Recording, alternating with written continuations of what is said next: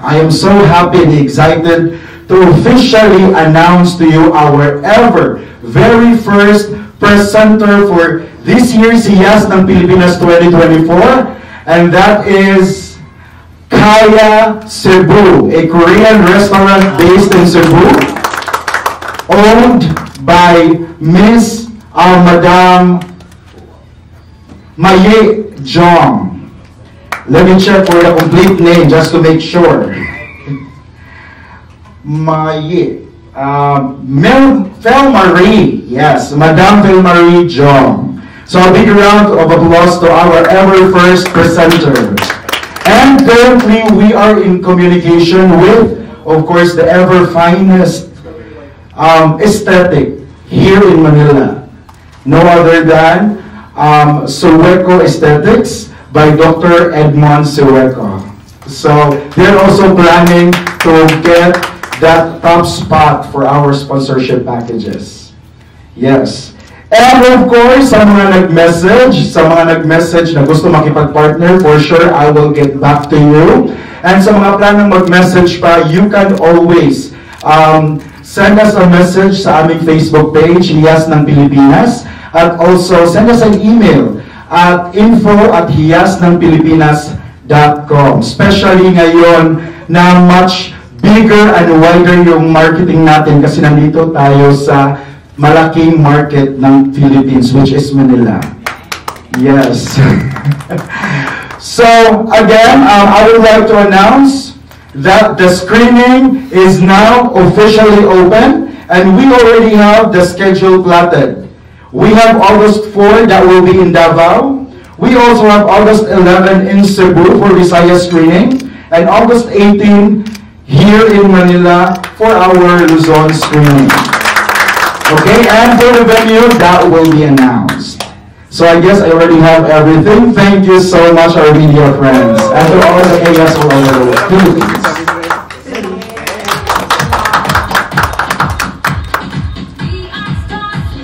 Hello, good morning po sa ating lahat. As the production head po, again, we are not promising anything, but you know kung paano po gumalaw nga po yung chairman natin at saka yung mga kasama po natin sa Hiyas ng Pilipinas. So, basta po bibigyan po namin kayo ng magandang show and fair show. And we are now happy to announce that this year's Hiyas ng Pilipinas will be happening here in Manila po. So, this is the big ano po namin lahat, decision po na ginawa na lalabas po kami sa mga comfort zone po namin. Alam niyo po na I'm from Jensen po, I'm from Mindanao, and I do a lot of pageants in Mindanao, and sila din po sa Visayas. And this is the first time na gagawin po ang Hiyas ng Pilipinas dito po sa Manila. So lahat po kami kinakabahan po actually because ngayon nga po na-build na po namin yung magandang show last year.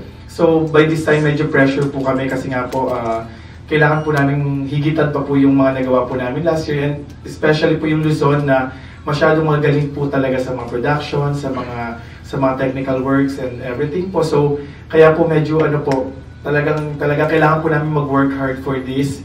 And as early as now po, yun nga po tinatrabaho na po namin lahat ng para mabigyan po kayo ng magandang show this time.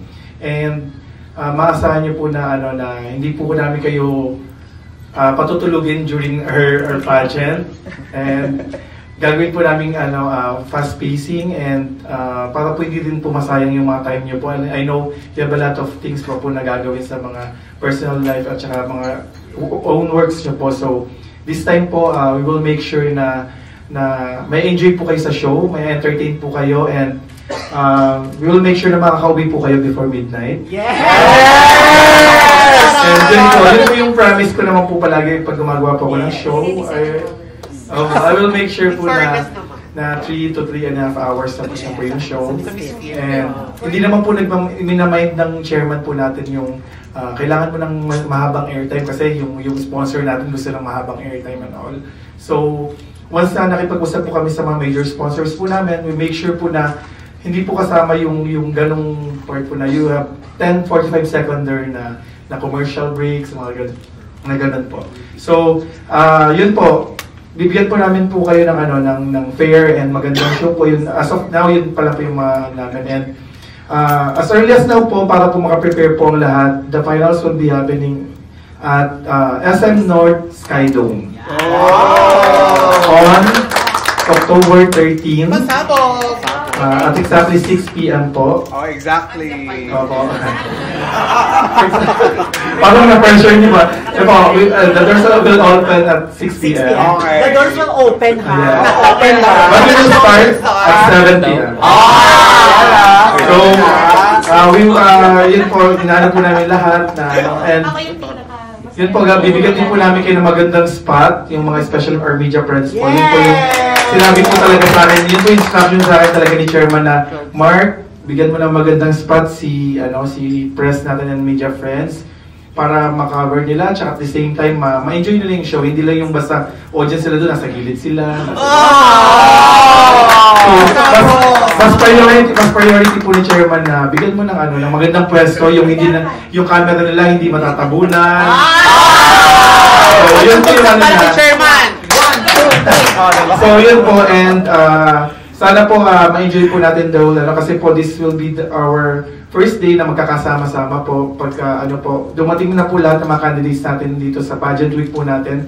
We are always and glad po na makita kayo ulit to be part of the event. And also, sana po mas madagdagan po tayo as mga media friends po natin and all. So, yun po. Thank you po very much for coming today and we hope to see you again next time. And God bless po everyone. Mark Sample, once again, thank you so much for overall pageant and productions director, Mr. Mark De La Cruz. So, ayun na nga, nasabi na. SM Skydome on October 13. October 13. Dates will be 6 p.m. 6 p.m. Yes. Dates open at 6 p.m. Hindi matatapos ng midnight. Yes! Wow! Magkakahiyas ng Pilipinas! Parang na-pressure bigla yung ating fashion director doon. But out of this moment, thank you so much once again to our Hiyas ng Pilipinas directors. Palakpakan naman po natin ang mga taong mag-work hard po para maibigay ang show na nararapat sa Pilipinas. And at this moment, we will be hearing words from syempre none other than our grand winner of Hiyas ng Pilipinas 2023, ladies and gentlemen, the beautiful Miss Fatima Kate Bisa. She is well to win, sis. Nagwawawi siya kanina. Sabi kay Chairman, very informal speech. Pero ayan, good morning po sa inyong lahat. Good morning everyone. And thank you so much, of course, to our pageant media friends for coming here today. We are very grateful for your presence po. And ayan, I'm very honored and grateful, Chairman, of course, to having this chance to speak with all of you. And you know, gusto ko lang ulitin, I don't know if all of you know, I've been in the pageant industry for 10 years, mag-1 decade na din, and there was a chance na parang, I lost hope in winning national pageant, but now, I finally won my national pageant, which is this Hiyas ng Pilipinas. And really, it had opened doors and opportunities for me. So look what I have right now, what I got. So yun nga, host po ako ng Will to Win. I'm very honored. And really, it had opened doors and opportunities because of Hiyas ng Pilipinas, and we are truly grateful po. And aside from that, what I really love about Hiyas ng Pilipinas is that they allow all us queens to have this, sisterhood, the bonding, which is food trip. Girls, tama, di ba? Food trip. Walang katapos ang kain po kami. Talagang always po bonding, food trip. And yun po, we went to different places, Luzon, Visayas, and Mindanao. Naikot po namin yan because of Chairman Michael. So, and we're very grateful. But more than us being a beauty queens, we are also now young entrepreneurs, diba? Mga businesswoman na rin kami ngayon. Because, diba, one of my prize as Hiyas ng Pilipinas Grand Winner is yung Don Maquiatos branch. So, meron na po akong Don Maquiatos branch in Malandag, Malumon, Sarangani, and Joviel. Vanessa has 2 branches already sa Pangasinan. Then, Tara, meron na din siyang isang branch ng Don Maquiatos sa Maasim, Sarangani province. So now, we're not more than just beauty queens, we're also businesswomen. Thanks, Chairman, for the opportunity. So, yayaman na tayong lahat, Chairman. So, yun yung goal. So, you know, those are the prizes that we have received sa Hiyas ng Pilipinas. So, for this year, we are very excited, Chairman, kasi marami pa rin pasabog, marami pa rin prizes, of course, ang ibibigay ang Hiyas ng Pilipinas. So, syempre, with this screening, maraming girls na talaga ang sure na mag-screen for Hiyas ng Pilipinas. And again, we are very excited also to compete for our international crowns. We are very excited. We've been really preparing also for that moment. And what else? Yun, so for this year, we are ready also for the next batch of Queens for Hiyas ng Pilipinas 2024. And I hope that you will still carry the mission and vision of Hiyas ng Pilipinas, not only to be like physically beautiful, but also to contribute to my community, to our community. So, yun, I'm very happy and very honored to be part of Hiyas ng Pilipinas. Right, girls? Thank you very much po.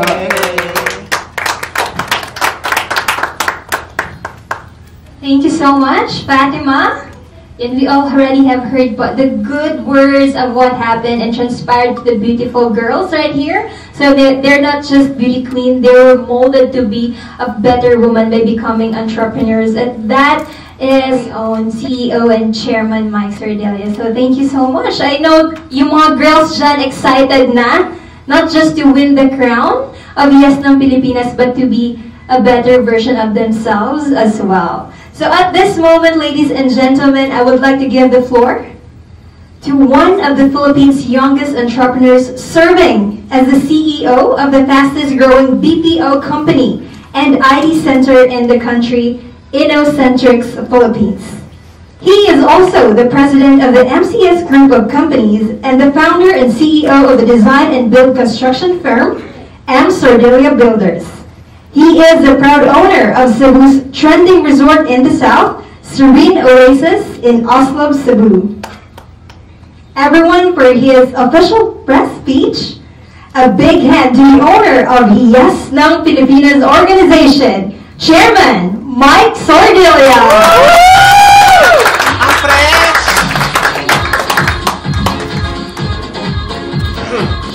Good morning. Good morning. Morning mga bakla. I miss you. Hiyas ng Pilipinas wouldn't be where it is now without the greater efforts of this group of people who in the first hand believe on what the capability of the organization can do. Who are these people? You, our media people. Kayo. Bakit? Sino ba yung nagchichismis ng Hiyas? Sino ba yung nagpapalaganap ng mga kabaklaan ng Hiyas? Kayo. And I thank you for that. Always. No, I'm very grateful in behalf of the organization. By just you coming here, may mga nabahaan pa dyan, ulan-ulan pa, traffic at lahat-lahat na. But by you accepting our invitation means a lot to the organization. And salamat. To begin with, I don't know what curse Hiyas ng Pilipinas has, but I'm happy about this curse. You see, we have AZ Martinez, our grand winner of Hiyas ng Pilipinas 2022, who's now an artist. We also have Fatima Kate Bisan, our Hiyas ng Pilipinas 2023, who's now an artist. Bakit parang artista yung patutungahan ng mga Hiyas ng Pilipinas ngayon? So I'm very proud of our girls, very proud of you. So kung saan man kayo dalhin ng Panginoon,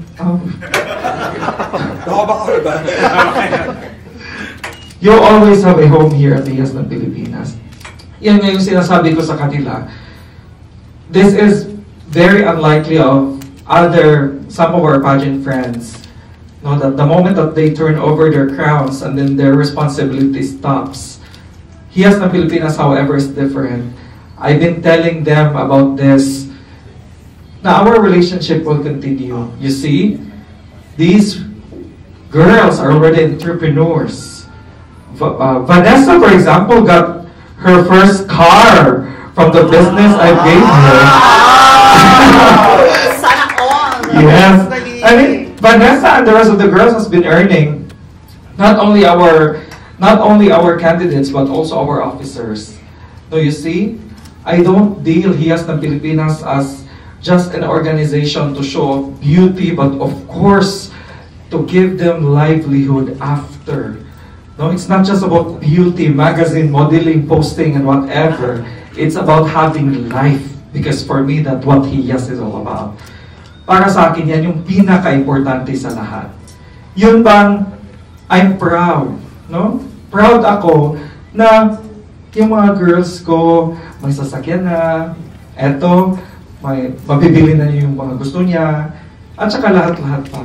No? Like Vanessa, for example, I'm very happy because nagpilik mata na ako dito, heavy na yung putok na yung blush on ko, naka-heels pa. Anong tawag ng mga kapitbahay mo sa akin, Langga? Sugar daddy. Pagpunta ko doon siya, yan na yung sugar daddy ni Quincy Hala. Kaya nakabili ng sasakyan at may mga negosyo. Kung alam niyo lang kung anong kinakain ko. Siya, Grace. Hindi ko kumakain ni Vanessa. Yung mga umiidolo kay Vanessa yung kinakain ko. Anyway, whatever they say, I'm proud of my girls. I'm very proud of you. These girls travel a lot to the whole Philippines, no, especially on the first few quarters of their reign, no, from Luzon, Visayas, and Mindanao. So we emerge into cultures of Mindanao, no? Pinakain kami ng mga hindi ko maintindihan pagkain. Masarap naman. Pumunta kami doon sa tribe ng Malungon ata yun, no, sa Blaan. No, pumunta kami doon, tapos nag-travel kami all parts of Mindanao, here in Luzon and also in the Visayas. No, all of them, not just one, but all of them. So, because I want them to see the beauty of the Philippines, not just their own beauty, but the beauty of our country, because in the first place, this is Hiyas ng Pilipinas. That's what Hiyas is all about. Also, one of our officers already mentioned, no, na why Hiyas ng Pilipinas has been trendsetter, no, since last year. The same instruction I always have to all our officers. Ano ba yung may tunog-tunog? Sa hotel music. Sa hotel. So, OC na masyado. So, yung instruction ko sa mga officers is still the same. I want this pageant competition run short. I don't want to take like months. I don't want our girls to suffer after pageant. No, bakit? Iiwan nila yung mga school, iiwan nila yung mga work, before they became beauty pageants, finalists or winners or whatever they call themselves. They're first human. Kailangan nila mag-aral, kailangan nila mag-work to live. And for me, if they can have both, becoming a beauty queen at the same time, a student or a worker at the same time, then why not have it? So, my instruction was, fall all major activities of Hiyas ng Pilipinas during Saturday and Sundays only. So, para yung mga estudyante, para yung mga nag-work, they can still have Hiyas ng Pilipinas without them leaving their lives behind. Klaro ba yun, direct? Okay. But, I still wanted the shortest pageant ever, because the pageant will still run in just 7 to 10 days and tapos. Kagaya last year. No, so, Chairman, paano yung mga sponsors? Paano yung mga ganito-ganyan? O, pag hindi nila ma-visit, ano na lang, ipapamisa na lang natin. No, gano'n na lang. No, kasi I don't make promises to our sponsors. No, in fact, last year, we had our sponsors, pagod na pagod yung mga girls. We had a scheduled visit. Tapos yung mga girls nakakasakit na. Sinabi ko talaga sa sponsors na, if you wanna get your sponsorship, get it. I'll give it back to you. I'll take care of my girls. Hindi nila kaya, pagod na sila. Ayun, hindi naman niya kinuha. Good job. Good job sa kanya. So, ayun. You see, yan lang talaga yung gusto ko. No, that we enjoy. Without the girls thinking, you see, Joviel won our Hiyas ng Pilipinas last year, but a dance lister. Ewan ko kung paano ginawa ng babaeng to. Dance list yan, di ba? Dance list, di ba? Kasagsagan ng Hiyas, tapos dance lister. Scholar ng bayan pa talaga. Paano yan, Joviel? Di ba? So, hindi still studying and still very intelligent. No? So, hindi iniwan yung pag-aaral dahil sa Hiyas ng Pilipinas. And I don't want Hiyas ng Pilipinas to be the reason while the girls will be leaving their lives behind. So, to those applicants, since Brian Tarosa already mentioned that our screening is officially open, wag matakot. Hiyas is here for you. We don't have any plans in running the whole pageant for 2, 3 months, or 1 year. No. Hiyas ng Pilipinas is different. In just a span of 1, 2 weeks, we already have our crowned winners. Let's now talk about our screening. So since they already mentioned to you about the screening, iikot pa rin ang Hiyas ng Pilipinas, just like what we promised to everyone last year, that we will not just be doing the screening one place, but iikot siya sa buong Pilipinas. So, but may kaibahan yung production natin this year. Last year kasi we had 15 for Luzon, 15 for Visayas, and 15 for Mindanao. This time, we will not have equal footing as to the regions or the specific places in the Philippines. Kung madami, 30 yung lovely candidates sa Luzon, then be it. So wala akong pakialam. We're now talking about Hiyas ng Pilipinas in general. So long as you are qualified, then you are for Hiyas. We talk now about the qualifications. Last year, we had our age limit. This year, we don't. We officially opened our applicants. So long as you are naturally born female, single and was never married, and should not have any children, no age restriction, that's number 1. Number 2, no height requirement. Wow! You see, Fatima yung si Fatima, siya yung ano ba yung Tagalog ng ubo? Siya yung shortest, one of the shortest candidates that we have. And yet, she grabbed the title of Hiyas ng Pilipinas Grand Winner. No, so it doesn't matter. Fatima is working hard to elevate the morale of the organization. And I don't think that has to do with the height or the age or what. Same thing goes as AZ here. Sino ba mas mataas sa inyo? Basta paro kayo mga So, plus, I don't need any requirements. Punta ka lang sa screening, we'll screen you and then we'll let you know kung pasok ka o hindi. Wala nang mga eme-eme, wala nang magdadala-dala ng mga picture-picture na ganyan, yung mga headshots na mga ano-ano pa dyan. No? Why? Kasi we had our whole day shoot yesterday and then napagod ako. Oh my God, ayoko maging beauty queen shoot. No. Ganito pala, no? Kahit isang picture lang, tapos ang tagal matapos, mga 1,000 shots, tapos mamili ka lang ng isa. I can't. No, tapos sinabi ko sa kanila kagabi, before kami umuwi, meeting tayo, i-cancel natin yung mga requirements ng girls. I cannot imagine if we have like 100 or 200 na aspirants, magpapapicture yun lahat, gagastos yun, hanap pa ng makeup, hanap pa ng punta na lang sila sa ipamasahin na lang nila yung ipanggastos nila sa studio, then they have the screening, that's it. No, so I don't think na kailangan pa nila magpa-picture-picture. No, tapos, some of the officers raised questions about, how will we know kung sino yung screen natin? Tayo mag-adjust. Pagdating nila, picturean natin, lagyan natin ng pangalan, then that's it. So they just need to come, and then wear their black little dress, and then we screen them, we ask them, we check on their advocacy and their intellect, then done. So wala nang mga eme-eme yung mga screening. So I hope to all our girls aspiring Hiyas ng Pilipinas candidates, you're listening, we're making this better off for all of you. Masaya ba kayo? Yes! Dapat hindi kayo maging masaya kasi hindi naman kayo mag-screen. Ay, ready na sila Binyo, naka-black na. No age limit nga, di ba?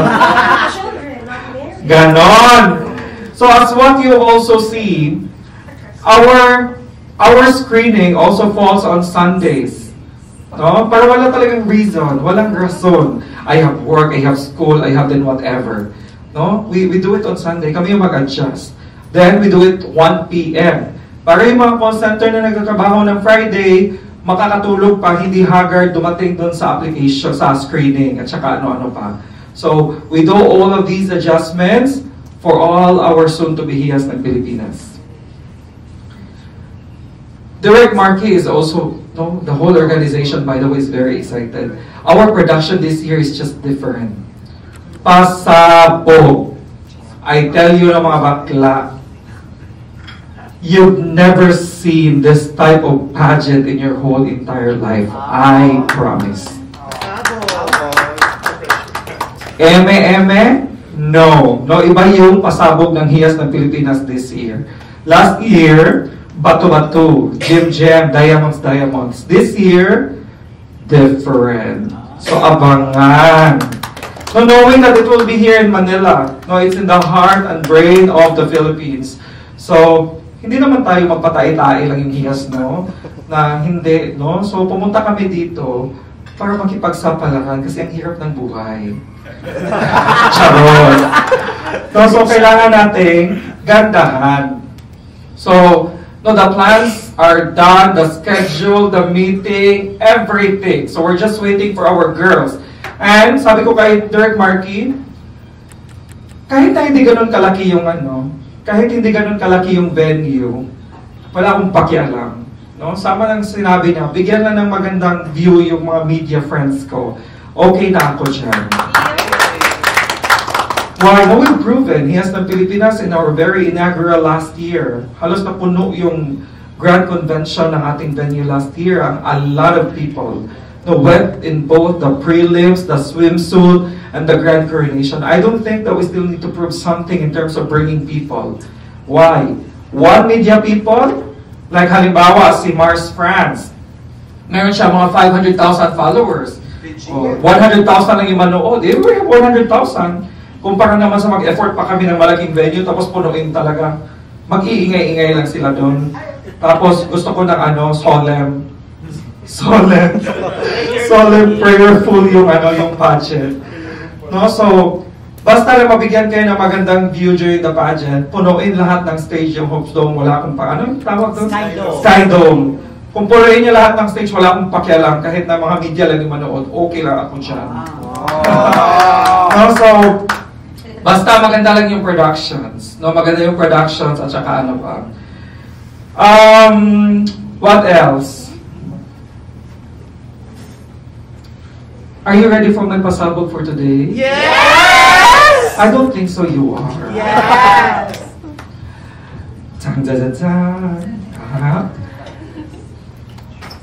Kayo pa yung makakaalam first hand.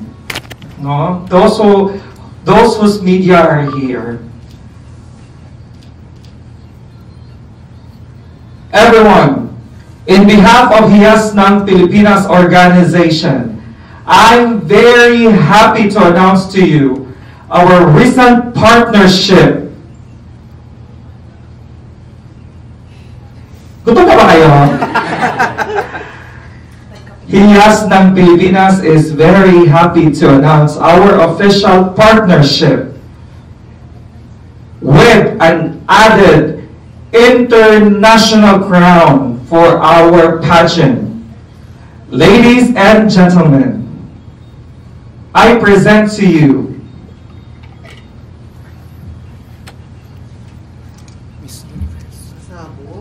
Miss Universe.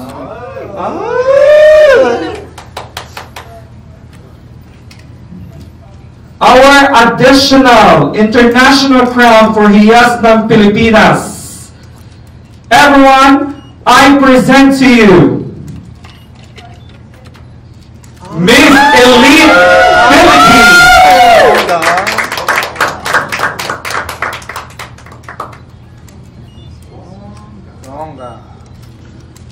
And without further ado, allow me to present to you all the girl who will represent Philippines in our Miss Elite Philippines 2024.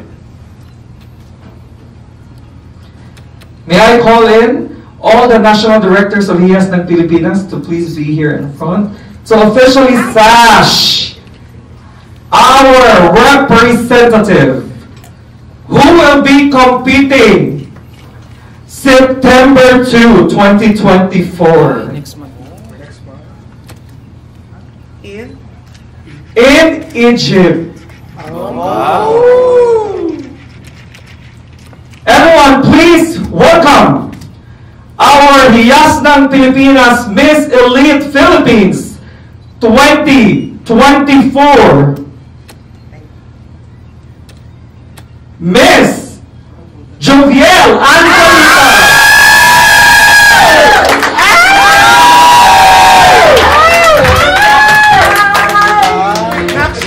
Set na.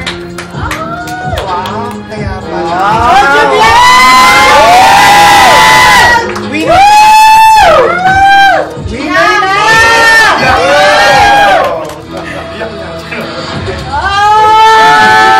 Wow, surprise!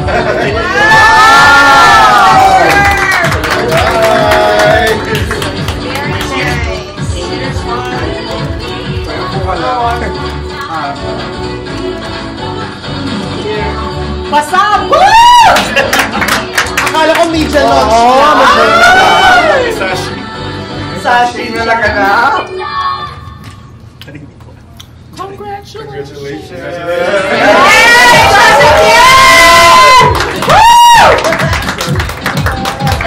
React na!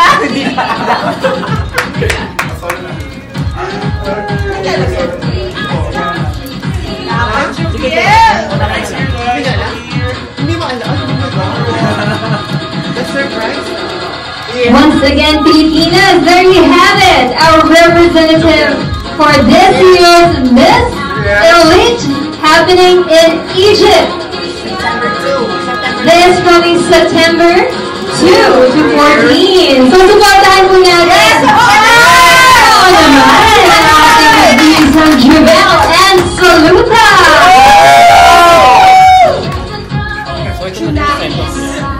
Kitang-kita niyo naman po, press conference pa lang, may pasabog na agad ang hiyas ng Pilipinas. Alam niyo ba? Ngayon lang nila. Surprise!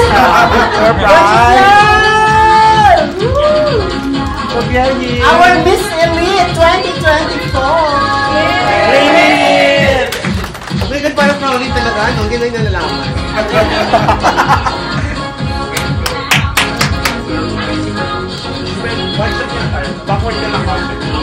Thank you so much, Julia. Ayan, Thomas Carlo. Excited na kami marinig ang pagsigaw mo ng Philippines in Egypt. Let's try. Let's try. Let's try. Give her a mic! Miss Elite. Okay, hold on. Wait lang.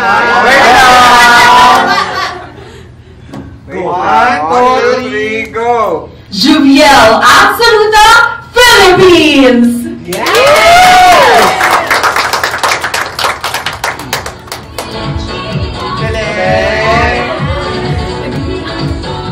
Thank you so much, Joviel. And all the best. Entire Yes na Filipinas organization and your family is with you on your journey. So once again, thank you so much, Chairman Mike Sardilia. And now, ladies and gentlemen,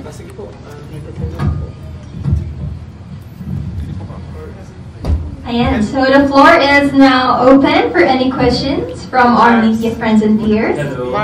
Good morning. First of all, my name is Adam Hinato from A. Adam G. This is my first time to be attending a Hiyas Pilipinas event, and thank you for the invitation. So I'm not really familiar with the whole system yet. So since we just crowned or appointed Miss Joviel here as the Miss Elite Philippines, so my question is for the organizers here: what was the basis for choosing Miss Joviel for the title this year? Last year, we had Fatima as our grand winner, followed by Joviel. So, since kailangan na magpadala ng Philippines to represent the organization, no, for Miss Elite, because just in 1 month or so time. So, we are looking, all our girls are very prepared already, but according to the rank and file, si Joviel is the next in line to Fatima Kate Bisan. Plus, I think, personally, Kasi nakikita ko yung mga taste ng elite organization, and I think among all the girls that we have, Joviel, surely, and I'm very confident that she will get the crown. Because the continental world that's supposed to have a Joviel be representing was moved next year on the second quarter. So that's the reason why we are sending Joviel. Aside from she's ready, I think she deserved the crown also. Yes. Not to mention, bakit hindi in-offer kay Fatima? Because it requires time. No? Baka yan yung follow-up question. It requires time to prepare and whatnot. You know, Fatima just started as one of the country's soon-to-be leading host. So, alam nyo na, I always wanted to have my girls to have their lives. I don't want them na iiwan yung mga buhay-buhay nila para sa mga pageant-pageant lang. If they can have both, then I want them to have both. So, Fatima choose to keep the Miss Tourism World. And then, that's still gonna be happening this year, later this year, or early part of next year, as per the owner based in UK. So, Fatima and the rest of the girls will be representing the Philippines. So does this mean to say that for the upcoming edition, you will have now 6 titles to give away? We have 4, but we will be holding another press con because baka may pasabog na naman. So I actually acquired Elite Philippines last February. We guys will be sending you the certificate because we have proof of certification, the license, that we are the licensed franchise holder of the organization. We'll have our official posting and announcement. So I acquired the franchise of Miss Elite Philippines last February 2024. But sabi ko sa organization na hindi na muna magsasalita, not to post anything because I want my media friends to know firsthand. You see, ilang buwan na yan. No? Ilang buwan ko na yung tinatago-tago. In fact, our officers here just knew recently. Hindi din nila alam. Just last night. No, because masurpresa talaga. Yes. So, as of now, we have 4. Thank you very much. Congratulations again. Mabuhay po kayo. Okay. Good morning. I'm Nolly for OPMB Worldwide. Okay. Anybody from the organization can answer my question. Okay. What the pageant followers, or specifically the Hiyas ng Pilipinas followers, can expect for the 2024 edition of the pageant?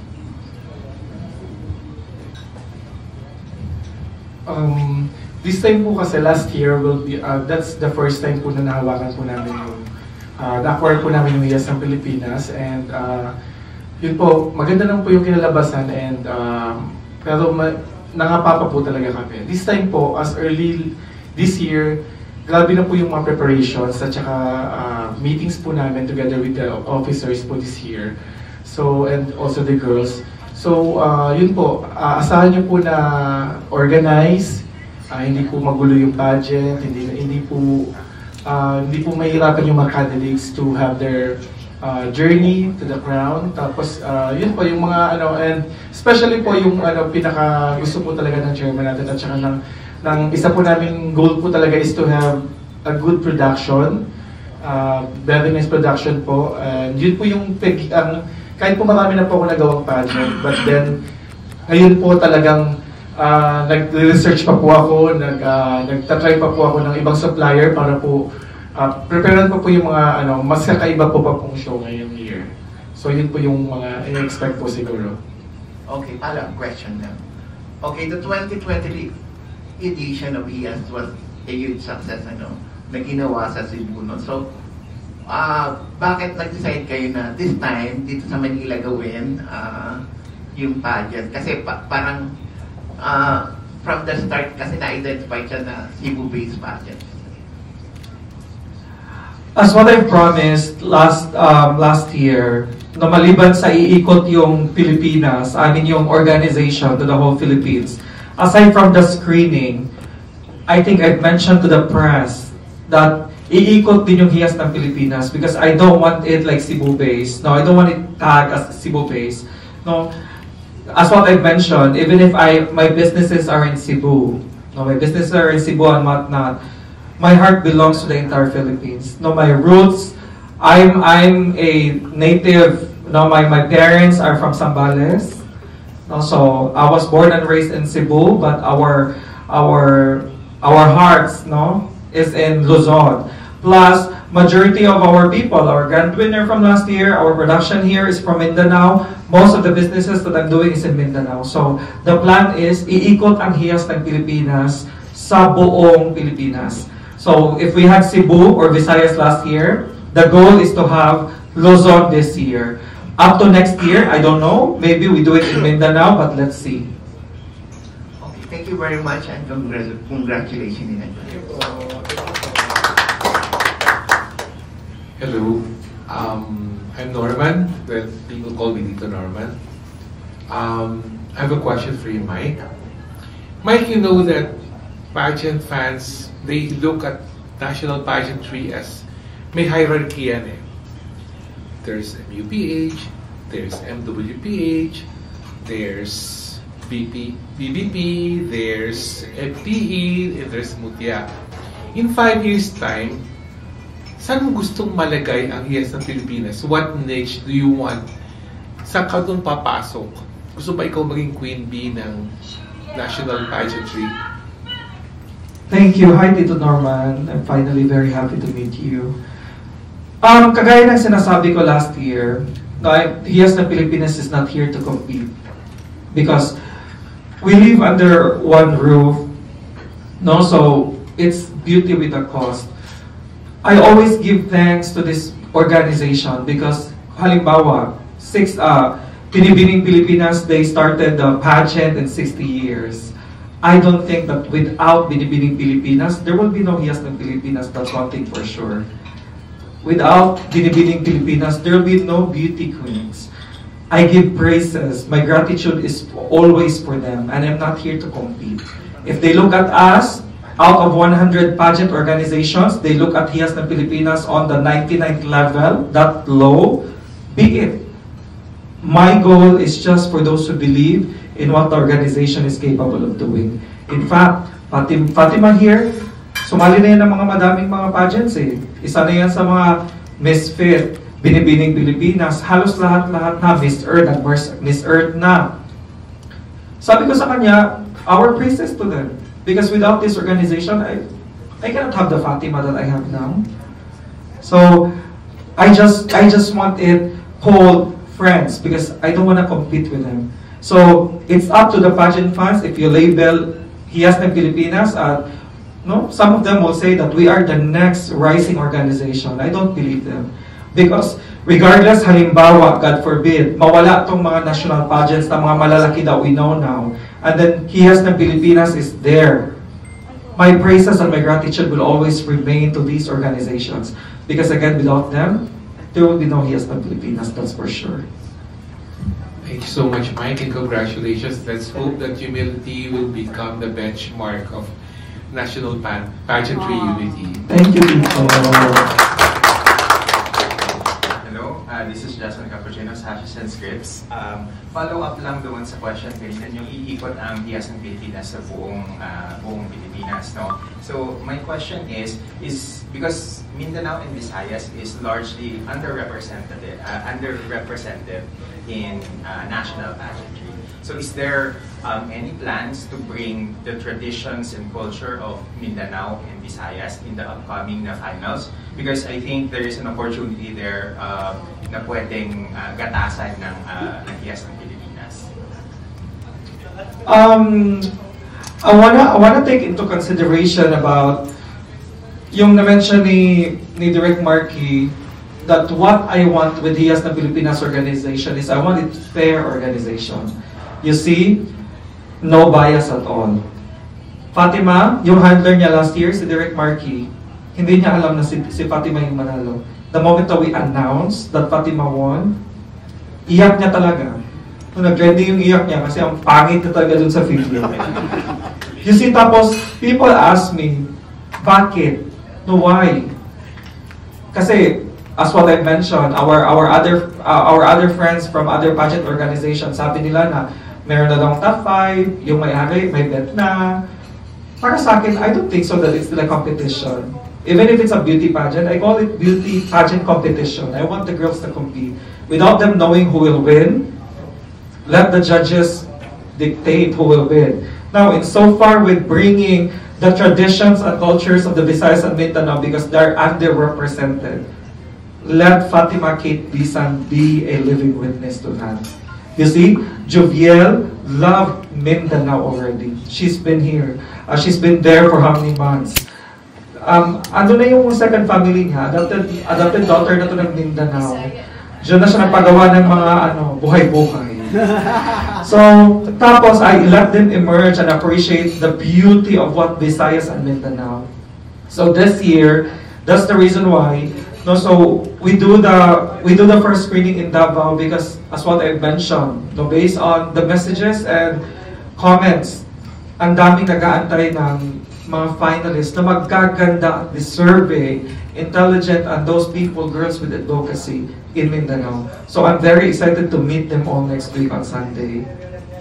Okay, thank you. My second question is that pageants are expensive, and you've mentioned about reducing requirements and some expenses from the candidate's perspective. But aren't you worried that by reducing these requirements or removing certain requirements, mag-suffer naman yung quality ng mga candidates na magpapascreen? I don't think so because I've been doing business for how many years already? Like in Cebu, I was dubbed to be one of the youngest entrepreneurs because I'm doing a lot of businesses. I own a resort. No? In fact, one of our resorts is soon to rise in Siargao. So I have a call center. I deal with all my employees personally, one by one.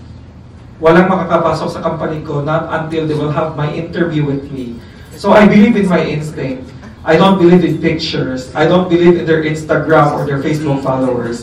The moment I saw them, like right there, I will know that she's Parehas ng Pilipinas. I don't think that there's a question about suffering by removing, like for example, the picture, submission of the studio photos and whatnot. Because if I can see the girls right there in front of me, then I don't think that we have problems. Like Fatima here, she's supposed to schedule for screening last year in Mindanao, but dahil sa bagyo at ulan at ano pa doon, sa Manila siya nagpa-screen. So I don't think that we have problems in terms of quality because you see our girls. No, these are the victims of after effect of COVID, plus mga bagyo-bagyo at saka ano pa, then magaganda, matatalino, and they have the heart to serve our people. So, in terms of quality, I can guarantee you that quality will still remain the same. Thank you, sir, and good luck for the lofty ideals and plans that you have for it. Mabuhay! I'm Armin Adina, representing the Philippine Daily Inquirer. Good morning. I have a question for Mr. Sordilia. You mentioned earlier that Miss Tourism World may be held later this year or first quarter of next year. But did the international organization already told you when we can expect the final details of the pageant? So ito na nga. Si John Singh kasi, chatmate ko na yan. No, siya yung may-ari ng Miss Tourism World. They're actually building 2 international titles and the other one is, kalimutan ko, basta based in Canada. Commonwealth, Cameroon. Papupuntahin ako doon kasi gusto niya ako mag-judge at gusto niya kunin ko yung mga M&M ganon. So sabi ko sa kanya, no, we need to work on the tourism world first because yan yung nasabi ko sa mga media. Yan yung na-award ko sa top crown ko. So, sabihan mo ako kung ano yung plano mo. So, palilipatin na daw ako last month doon sa Dubai para mag-meet daw kami sa Miss Tourism World for this year. Natakot ako. Sabi ko, I'm not yet ready to host your international pageant if that's your plan to have it done here in the Philippines. So, I want to be very straightforward with you. So, tell me your plans. Kailan ba talaga ito gaganapin? So, sabi niya, it will be either November 21, sinabi ko na talaga, in South Africa, bahala ka dyan sa buhay mo, Jancy. Ang dagal ko. So, supposed to be, it was a secret. No, sabi niya na, wag ka muna maingay kasi we'll have our present. Bahala ka dyan. So, it will be November 21 in South Africa, tentative. So, let's hope for the best. But Fatima is ready anytime. She will represent the Philippines, even if we will be crowning new set of winners this year. Thank you. And I have another question. About the expenses of the candidates or the aspirants. Gusto mong makatipid yung mga kandidata and not to spend that much. A recent winners from a national pageant has declared that they spent at least 6 figures, isang kandidata lang, just for their national pageant participation. Will you put a cap on how much a candidate can spend for your pageant? You know, my heart is aching upon hearing this. No, why do these girls need to spend this much? No, if ako lang yung sasali, kaya ko yan. Kaya ko magastos. Like for example, we have a candidate last year.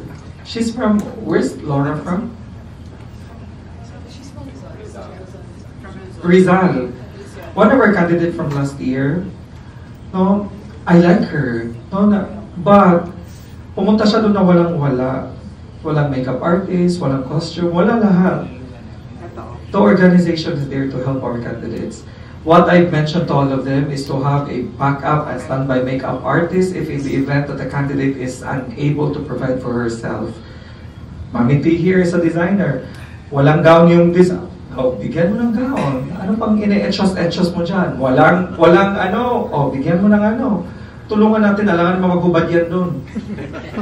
So, it's up to the candidate. No, it's hindi ito money competition na kung if you can afford 2 million to join Hiyas ng Pilipinas, then surely you will win. No, wala akong pakialam. Like, etong si Fatimang to, sponsor, dadaan-daan naman to sa ganda.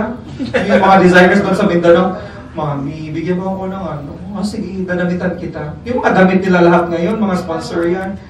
No, so, as much as possible, gagastos yung girls kung magkano lang yung kaya nila. I don't want them to appear rich and then go poor after. No, parang ganun. So, I want them to join Hiyas ng Pilipinas wisely. Isip-isip. Kung hindi ka magbobobobo dyan, kung wala kang pera, pahanapan natin ng paraan yan. Parang ganun. Thank you very much and the best of luck to Hiyas ng Pilipinas 2024. Hi, good morning. Hi, good morning po.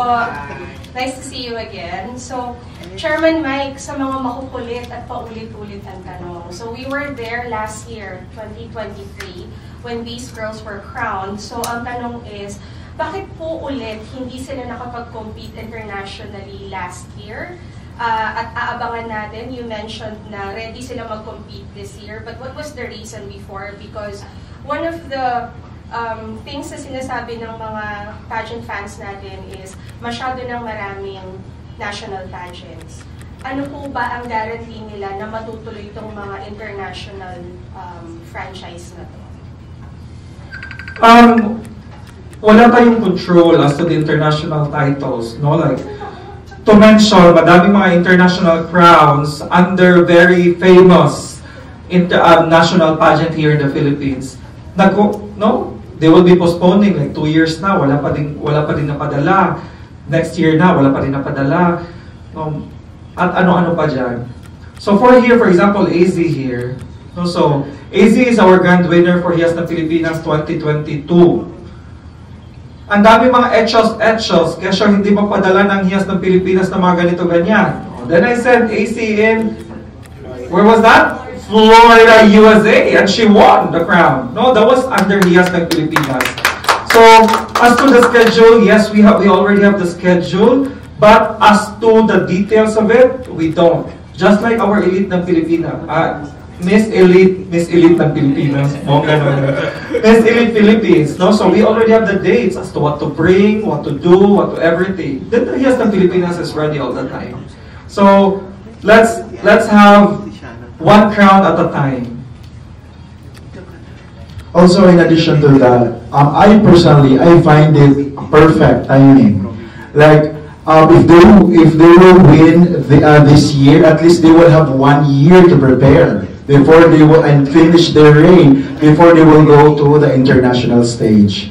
So by then, we can say that they are really prepared to compete representing Philippines. So tuloy na po yung mga international competitions this year. Yes. Alright. Thank you po. My second question is, isa po kayo sa mga competitions na talagang nag-advertise ng malaking prize money. And then right after this, there were a number of national competitions na along the same range pa rin po. Will we expect the same price range or medyo tataas na po ba yan?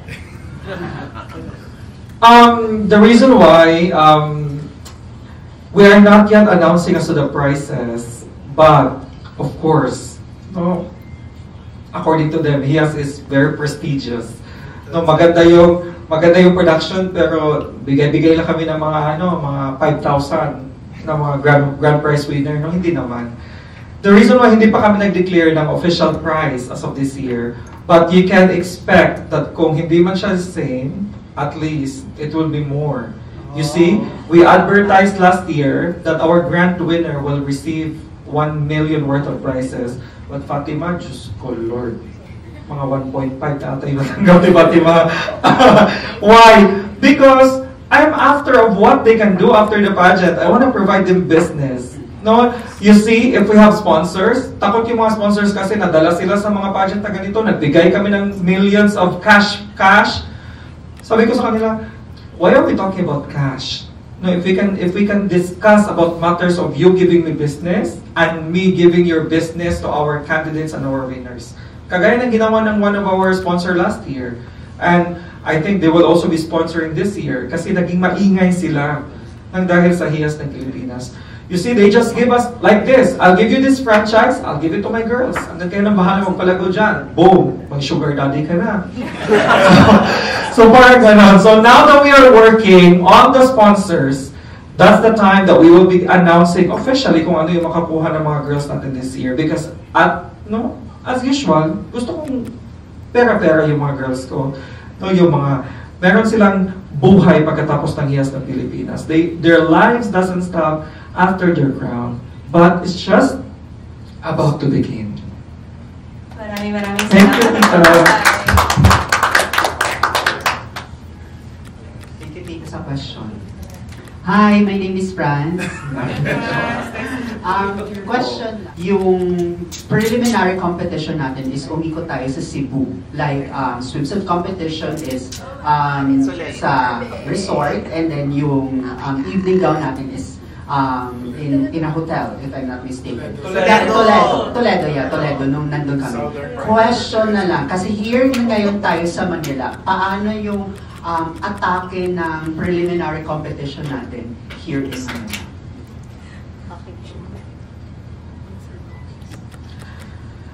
Atake!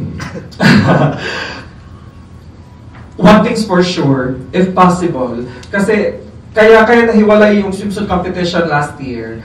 That was because the sponsor wanted it. Maliban sa binigay niya, gusto na din maggastos kasi ewan ko baka madami siyang pera.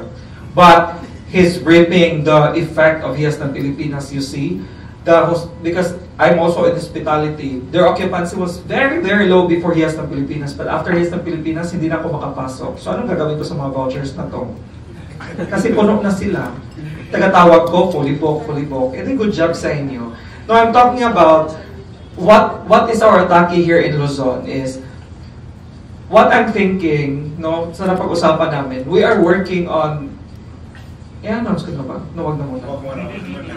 We are working on this one person who's very sikat and very influential here in the Philippines, and they've mentioned that they're interested to sponsor like a segment, one full segment of HIAS ng Pilipinas, all expense paid.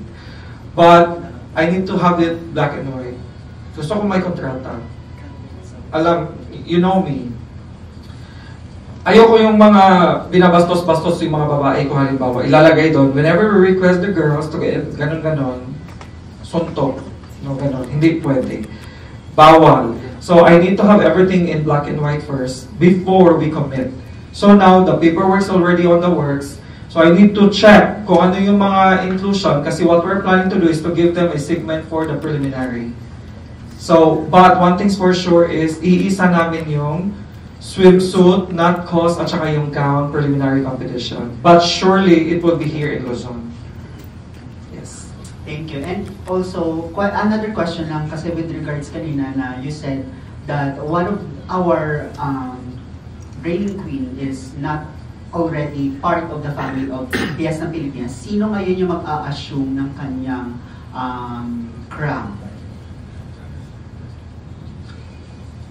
I think for Jackie, no, I had a discussion with Jackie.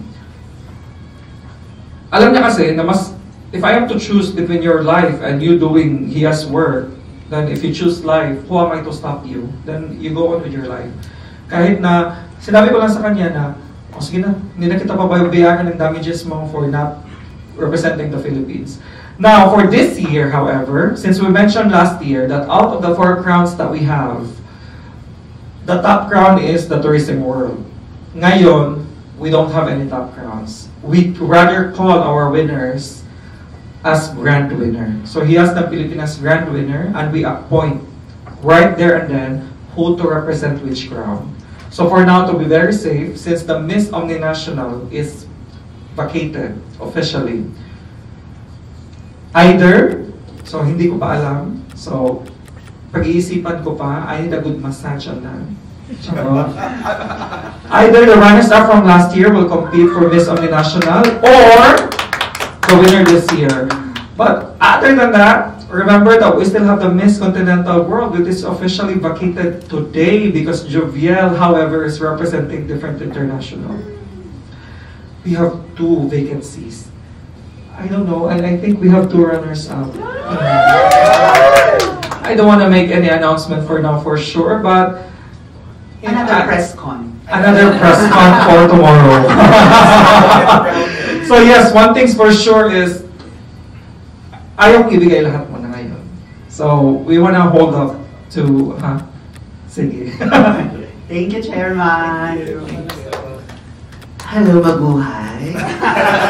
Hello, it's good to see you, of course. Yeah. Pasensya na may sakit. Pero anyway, so how did you come up with the idea of eliminating age limit? Of course, Miss Universe, wala lang age limit. So, paano kayo nag-decide na alisin na rin yung age limit for Hiyas ng Pilipinas? Because number one, our international titles, most of them doesn't require any age. So long as the girl is capable and able, then you can represent the Philippines. But if they will be giving us like age limit, that's the reason why we don't give any specific assignment to a specific round. Halimbawa, yung grand winner talaga yung mag-represent ng ganitong title. However, we appoint. Because like for example, the continental world, they have this height requirement, but they don't have age requirement. So of course, surely Fatima cannot represent, but Joviel can represent. So in the event that we have new set of winners this year, we crown them as Hiyas ng Pilipinas grand winner, and whoever fits to the qualifications of these international titles, that's the time that we sash them as to which international title they will be representing. We have 2 crowns sa table nyo. And of course, ibigay na natin yung isang crown kay Jovet as Miss Elite Philippines. Ano ba yung crowns na yan? Anong crowns? Yan po, yung nasa table po na. This crown is Fatima's crown. Oh. Mahal na mahal to din ang crown na to eh. Mahal talaga. Because this is pure gold. Wow. Pure stones. So, mabibenta po ito. How about the other one? This is Jackie's crown. And we have 2 more.